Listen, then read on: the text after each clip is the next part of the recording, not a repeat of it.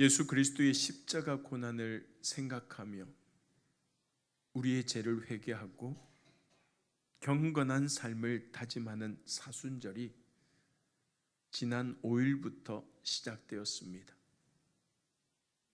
올해 사순절은 참회의 수요일인 3월 5일부터 종려주일을 지나 부활절인 4월 20일 전날까지입니다. 40일간 이어지는 사순절은 325년 니케아 공의에서 결정되어 지금까지 지켜져 오는 교회의 중요한 절기로 모세와 엘리야 그리고 예수님께서 40일간 금식하신 데서 기원되었고, 교회사적으로는 초대교회 때부터 성도들이 절식이나 금식을 하면서 예수 그리스도의 고난의 의미를 되새겨 왔습니다.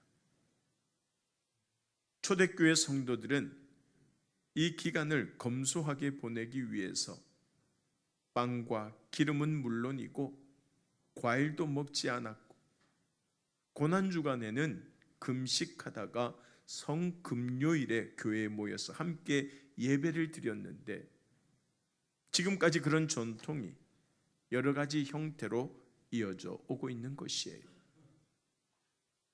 그러므로 우리 역시 이번 사순절에는 경건한 마음과 검소한 생활로 주님의 고난을 마음에 더욱 깊이 새기고 십자가의 사랑과 구원의 은혜를 가족과 이웃들에게 힘써 전하는 하나님의 백성들이 다 될 수 있기를 주님의 이름으로 간절히 축원합니다.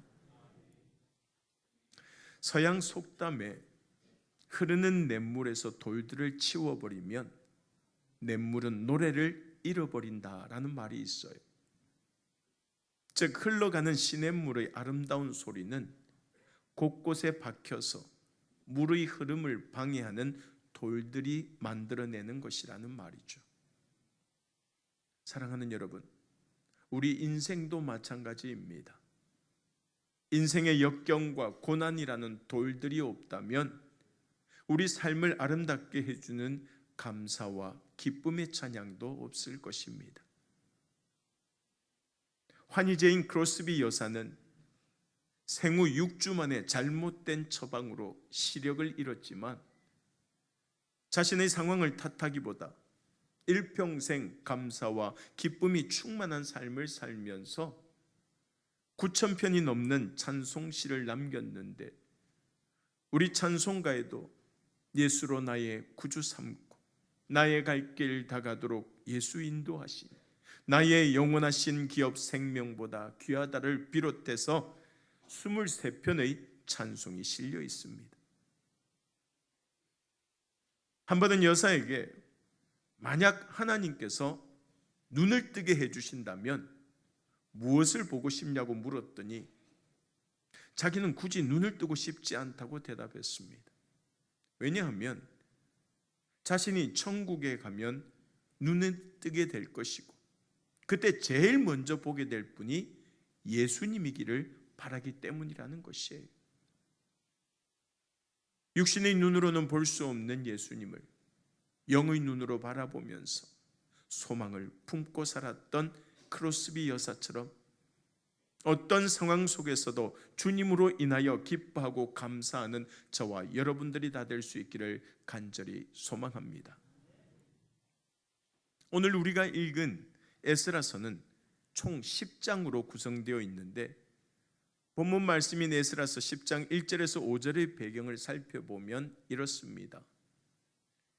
이스라엘 백성들이 하나님 앞에 범죄하여 바벨론의 포로로 끌려가는 아픔을 겪게 되었고, 후에 하나님의 은혜로 해방되어서 다시 이스라엘로 돌아오는 꿈같은 일을 맞이하게 됩니다.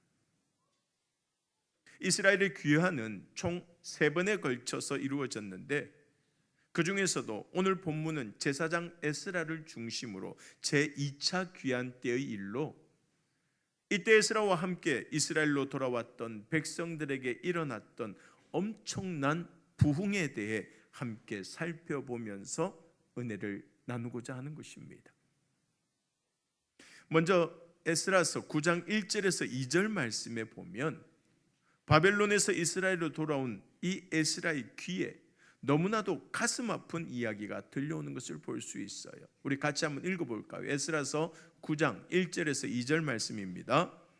이 일 후에 방백들이 내게 나와 이르되 이스라엘 백성과 제사장들과 레위 사람들이 이 땅 백성에게서 떠나지 아니하고 가나안 사람들과 헷 사람들과 브리스 사람들과 여부스 사람들과 암몬 사람들과 모압 사람들과 애굽 사람들과 아모리 사람들의 가증한 일을 행하여 그들의 딸을 맞이하여 아내와 며느리로 삼아 거룩한 자손이 그 지방 사람들과 서로 섞이게 하는데 방백들과 고관들이 이 죄에 더욱 으뜸이 되었다 하는지라.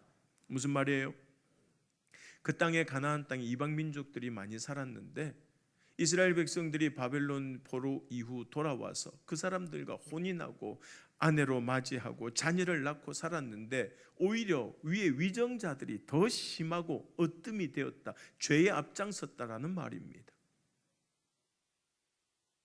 하나님의 은혜로 바벨론의 포로 생활에서 해방되어서 이스라엘로 돌아오게 된 사람들이 하나님의 백성답게 하나님의 말씀대로 살아가지는 못할 망정 그 땅에 살고 있던 다른 민족을 따라 가증한 일을 행하고 있었던 것이에요. 그리고 이런 상황을 보고 에스라가 죄를 고백하면서 하나님 앞에 엎드려 울자 백성들도 에스라를 따라 함께 큰 소리로 울면서 회개하게 되었고 마침내 회복과 부흥을 경험하게 되었다는 것이 바로 오늘 본문의 내용입니다. 그런데 우리가 오늘 말씀을 통하여서 반드시 깨달아야 할 것은 부흥이란 그리스도인으로서 영향력을 회복하고 그것을 세상에 발휘하는 일이라는 것이에요. 사실 오랜 세월 바빌론이 지배 아래 살다가 고국 땅으로 돌아온 이스라엘 백성들에게는 하나님의 백성으로서 지녀야 할 힘과 용기가 하나도 남아있지 않았습니다. 그래서 하나님의 말씀으로 세상을 변화시켜야 할 그들이 거꾸로 악한 세상의 영향을 받아서 이방 여인들을 아내로 삼고 그들이 행하는 가증한 일에 동참하며 죄를 짓게 되었던 것이죠. 그런 그들이 눈물 흘리며 자복하는 에스라의 회개를 통해 자기들의 잘못을 깨닫고 함께 큰 소리로 울고 회개하면서 아내로 삼았던 이방 여자들과 그들의 소생을 다 돌려보내고 하나님의 율법대로 행하겠다는 놀라운 결단을 하게 된 것이에요. 이처럼 세상에서 흘러들어온 악한 영향력을 끊어버리고 하나님께서 기뻐하시는 일을 행함으로써 세상의 선한 영향력을 회복하는 것, 이것이 그들에게 일어난 회복이요 부흥이었던 것입니다. 우리 로마서 12장 2절 말씀 같이 한번 읽어볼까요? 너희는 이 세대를 본받지 말고 오직 마음을 새롭게 함으로 변화를 받아 하나님의 선하시고 기뻐하시고 온전하신 뜻이 무엇인지 분별하도록 하라. 할렐루야. 부흥을 가장 잘 설명해 주는 말씀입니다. 그렇다면 이렇게 자신의 죄를 깨달아 회개하고 삶 속에 녹아있는 잘못된 것들을 다 몰아내고 하나님의 백성으로서 하나님의 뜻을 따라 세상을 변화시키는 선한 영향력을 발휘하려면 어떻게 해야 할까요? 우리가 어떤 삶을 살아야 되겠습니까? 먼저 첫 번째로 본질을 회복해야 합니다. 에스라서는 총 10장으로 구성되어 있다고 했는데 1장부터 6장까지가 전반부, 7장부터 10장까지가 후반부입니다. 전반부에는 스룹바벨을 중심으로 한 1차 귀환의 모습이 기록되어 있고 후반부에는 에스라를 중심으로 한 2차 귀환의 과정이 나타나죠. 이 1차 귀환 때 스룹바벨과 함께 이스라엘로 돌아온 백성들은 성전 재건이라는 큰 일을 이루었습니다. 오랜 세월 쓰러지고 무너진 채로 방치되어 있던 하나님의 성전을 눈물로 다시 재건했던 것이죠. 그리고 2차 귀환을 이끌었던 이 에스라는 복구된 성전을 중심으로 회개 운동을 일으켜서 침체되어 있던 이스라엘 백성들의 신앙을 회복시키는 진정한 회복과 부흥을 가져오게 되었던 것이에요. 사랑하는 여러분, 하나님께서 진정으로 기뻐하시는 부흥은 눈에 보이는 건물의 회복이 아니에요.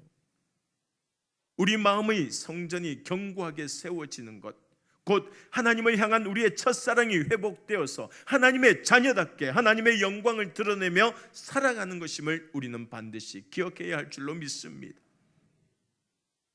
돌이켜보면 그리 길지 않은 우리나라의 기독교 역사도 이런 과정을 지나왔어요. 하나님을 알지 못한 채 폐허지고 황무했던 이 땅에 복음이 들어온 후에 우리 믿음의 선배들은 힘을 다하여서 예배당을 마련하고 교회를 세웠습니다. 그리고 회개운동을 통하여 뜨겁게 기도하면서 많은 사람들을 하나님께로 돌아오게 하는 일을 열심을 다했어요. 그런데 오늘날 교회의 모습은 어떻습니까? 교회 건물은 훨씬 더 크고 높아졌지만 찬송과 기도 소리는 예전만 못합니다. 성도들은 세상에 선한 영향력을 끼치지 못하고 오히려 세상의 눈치를 살피면서 겨우 자기 신앙을 지키기에 급급한 모습입니다. 사랑하는 여러분, 부흥은 결코 전도 집회나 축제 같은 일회성 이벤트로 이루어지는 것이 아니에요. 몇 주 혹은 몇 달간 바짝 기도하고 전도해서 새 가족들이 등록한다고 이룰 수 있는 것도 아닙니다. 우리 각자의 마음속에 내가 이대로 살아서는 안 되겠구나, 내가 정말 이렇게 살아서는 안 되겠구나, 그렇게 조용한 각성에서부터 시작된다는 것입니다. 내가 세상에서 돈 벌고 출세하는 일에는 밤낮으로 열심을 내면서 하나님 나라 일은 너무 등한시했구나, 나 같은 죄인을 구원해 주신 하나님의 은혜를 까맣게 잊고 살았구나, 그런 진실된 각성에서 회복과 부흥이 시작된다는 사실을 잊지 마시기 바랍니다. 그러므로 이 시간 우리 모두가 조용히 자신의 삶을 돌아보면서 각성하고 회개함으로 믿음의 본질, 즉 하나님을 향한 첫사랑을 회복하고 하나님의 백성답게 하나님의 뜻대로 살아가는 진정한 부흥을 경험할 수 있기를 간절히 소망합니다. 중요한 것은 다른 사람이 중요한 것이 아니에요. 다른 사람은 어떻든지 내가 먼저 나부터 변화되어야 한다는 것입니다. 행여 다른 사람들은 예수 믿어도 여전히 불평하고 여전히 화내고 여전히 거짓말하면서 변한 것이 하나도 없다고 해도 이제 나만큼은 하나님 앞에 엎드려 죄를 회개하고 첫사랑을 회복해야 한다는 것이에요. 더불어서 내가 먼저 이해하고 내가 먼저 양보하고 내가 먼저 섬기면서 하나님의 사랑을 실천해 나가야 한다는 것입니다. 그리하면 우리의 삶이 그리스도의 편지가 되어 세상에 선하고 아름다운 영향력을 끼치게 될 줄로 믿습니다. 그리고 우리를 통하여서 내 가족과 이웃들이 하나님의 사랑을 알고 하나님께로 돌아오는 부흥의 역사가 일어나게 될 줄로 믿습니다. 그런 은혜와 부흥이 우리에게 임할 수 있기를 주님의 이름으로 간절히 축원합니다. 두 번째로 세상을 변화시키는 선한 영향력을 발휘하려면 우리가 앞장서야 돼요. 에스라서 9장 3절 말씀에 보면 에스라가 먼저 회개하는 장면이 나와요. 우리 같이 한번 읽어볼까요? 내가 이 일을 듣고 속옷과 겉옷을 찢고 머리털과 수염을 뜯으며 기가 막혀 앉으니, 속옷과 겉옷을 찢고 머리털과 수염을 뜯는다는 의미가 뭐예요? 회개한다라는 의미입니다. 이렇게 지도자인 에스라가 먼저 각성하고 회개하니까 백성들도 죄를 깨닫고 회개하기 시작합니다. 그 다음 구절인 4절 말씀 한번 보세요. 에스라서 9장 4절입니다. 같이 읽습니다. 이에 이스라엘의 하나님 말씀으로 말미암아 떠는 자가 사로잡혔던 이 사람들의 죄 때문에 다 내게로 모여오더라. 내가 저녁 제사 드릴 때까지 기가 막혀 앉았더니, 자, 저 말씀에 보면 이에라는 표현이 쓰여져 있어요. 제일 앞에 이에. 이 구절의 처음에 나오는 이에라는 말은 에스라 한 사람의 각성이 곧 모든 백성들에게 확산되는 모습을 나타내는 것입니다. 에스라가 회개하니 이에 백성들이 모여드는 거예요.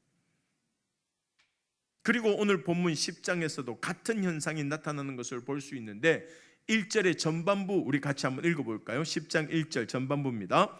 에스라가 하나님의 성전 앞에 엎드려 울며 기도하여 죄를 자복할 때에, 여기서도 지도자 에스라가 먼저 하나님 앞에 엎드려 울며 죄를 자복했습니다. 그랬더니 백성들이 어떻게 하느냐? 1절 후반부 같이 읽습니다.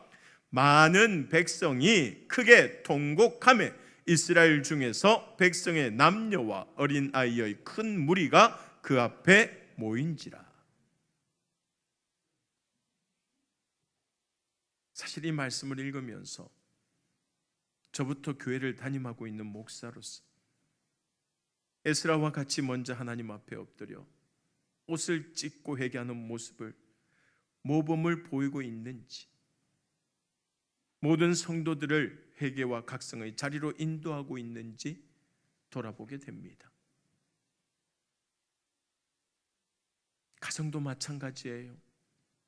과거에 비하면 요즘 부모들은 배운 것도 많고 자녀에 대한 교육열도 아주 높습니다. 그런데도 왜 예전만큼 자녀들에게 영향력을 끼치지도 못하고 존경을 받지도 못하는 것일까요? 대부분의 어머니들이 그러셨던 것처럼 저의 어머니도 빠듯한 살림을 꾸려가는 평범한 주부였습니다. 교육학을 전공하신 것도 아니고 그렇다고 지금처럼 교육에 대한 다양한 정보를 얻을 수 있는 시대도 아니었어요.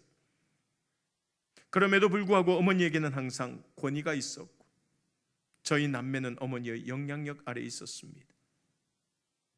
그렇다고 호되게 야단을 맞거나 잔소리를 많이 들은 것도 아닌데 사춘기를 지나는 동안에도 일탈이나 반항은 생각지도 못했습니다. 그런데 지금 생각해 보니 어머니만의 비법이 따로 있었습니다. 그것은 바로 기도였어요. 어머니께서 날마다 제 이름을 부르며 기도하시는데 제가 어찌 나쁜 짓을 할 마음이나 그런 행동을 먹을 수가 있었겠습니까? 목회를 하는 지금도 마찬가지입니다. 저를 위해 기도해 주시는 어머니와 우리 성도들의 기도 소리에 더 열심히 더 잘해야겠다고 날마다 다짐하게 됩니다. 결국 오늘날 부모에게 자녀 교육이 어렵고 힘든 과제가 되어버린 이유는 에스라처럼 앞장서는 모습을 보여주지 못하기 때문이에요. 에스라는 타락한 백성들을 모아놓고 야단치거나 훈계하지 않았습니다. 다만 지도자로서 자신이 먼저 옷을 찢고 통곡하면서 회개하는 모습을 보여주었습니다. 그러자 백성들도 그를 따랐던 것이죠. 오늘날 한국교회에 필요한 것은 에스라와 같은 지도자입니다. 다시 말해서 이 땅의 교회가 다시 한 번 더 부흥하려면 먼저 지도자들이 그리고 우리 중직자들이 각성과 회개가 필요하다라는 것이에요. 그리고 그것이 선한 영향력이 되어서 성도들이 함께 회개할 때에 믿음이 회복되고 하나님의 백성답게 살아가는 놀라운 변화가 일어나게 될 줄로 믿습니다. 여러분, 우리 가정의 진정한 회복과 부흥이 일어나기를 바란다면 자녀를 꾸짖고 억지로 가르치기보다 먼저 부모가 바른 길을 보여주시기 바랍니다. 부모가 먼저 부지런하고 정직하게 살아가는 모습을 보여주고 예배와 기도에 힘쓰는 모습을 보여주시기 바랍니다. 그러면 굳이 잔소리하고 야단치지 않아도 자녀들이 부모를 따라 그렇게 살아가게 될 줄로 믿습니다. 부흥은 다른 누구도 아닌 나로부터 시작되어야 한다는 것이에요. 그리고 나로부터 시작된 회개와 회복이 다른 사람에게로 흘러가야 한다는 사실을 기억하시기 바랍니다. 마지막으로 선한 영향력을 발휘하려면 소망을 품어야 돼요. 무엇을 품으라고요? 오늘 본문 2절 말씀 우리 같이 한번 읽어보겠습니다. 엘람 자손 중 여히엘의 아들 스가냐가 에스라에게 이르되 우리가 우리 하나님께 범죄하여 이 땅 이방 여자를 맞이하여 아내로 삼았으나 이스라엘에게 아직도 소망이 있나니. 그 부분 줄 거 놓으세요. 이스라엘에게 아직도 뭐가 있다고요? 소망이 있나니. 왜냐하면 이스라엘처럼 하나님께 범죄한 우리에게도 아직 소망이 있기 때문입니다. 우리가 부흥과 회복의 소망을 품고 하나님 앞에 엎드려 회개한다면 하나님께서 우리를 도와주시고 인도해 주실 줄로 믿습니다. 여러분, 사실 사탄은 우리가 한번 죄짓고 낙심하는 것으로 만족하지 않습니다. 계속 실패하고 좌절하게 만들어서 영적인 무력감을 심어주려고 합니다. 안 되는 이유를 자꾸 만들어주는 거예요. 실제로 도전해 보기도 전에 안 되는 이유부터 열가는 사람들이 얼마나 많습니까? 나는 흙수저라서 안 되고, 배운 게 없어서 안 되고, 빽이 없어서 안 되고, 몸이 약해서 안 되고, 못한다고 해도 안 된다고 말합니다. 그런데 오늘 말씀에서 여히엘의 아들 스가냐는 아직도 무엇이 있다고 고백해요? 소망이 있다고 고백합니다. 하나님을 떠나 너무 많은 죄를 짓고 살아왔지만, 조금 전에도 우리가 많이 읽었지만 그런 큰 죄, 악한 죄를 범하며 살아왔지만 그럼에도 불구하고 돌아갈 길이 있다는 것이, 먼저 소망을 가지고 하나님께 돌아가겠다고 결단하면 하나님께서 도와주실 것을 믿는다는 말입니다. 우리는 약하죠. 힘이 없어요. 우리 힘으로는 안 돼요. 누구의 능으로? 하나님의 힘으로. 그래서 스가랴서 4장 6절 말씀에 뭐라고 이야기합니까? 우리 같이 한번 읽어볼까요? 스가랴서 4장 6절입니다. 그가 내게 대답하여 이르되 여호와께서 스룹바벨에게 하신 말씀이 이러하니라. 만군의 여호와께서 말씀하시되 이는 힘으로 되지 아니하며 능력으로 되지 아니하고 오직 나의 영으로 되느니라. 할렐루야. 우리의 힘으로, 우리의 능력으로는 안 돼요. 하지만 누구의 능력으로? 하나님의 영으로. 진정한 부흥은 사람의 힘이나 능력이 아니라 하나님의 영으로 이루어진다라는 것이에요.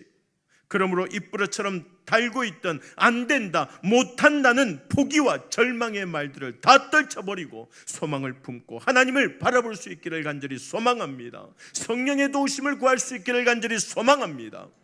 특별히 오늘 주신 말씀 꼭 기억하면서 사순절을 보내며 우리를 위해 십자가를 지신 주님께 우리의 부끄러운 죄와 허물을 다 내려놓고 이제 주님만 의지하며 주님 뜻대로 살겠노라고 결단하여 진정한 부흥과 회복을 경험하는 우리 간만의 모든 가족들이 다 될 수 있기를 주님의 이름으로 간절히 소망합니다.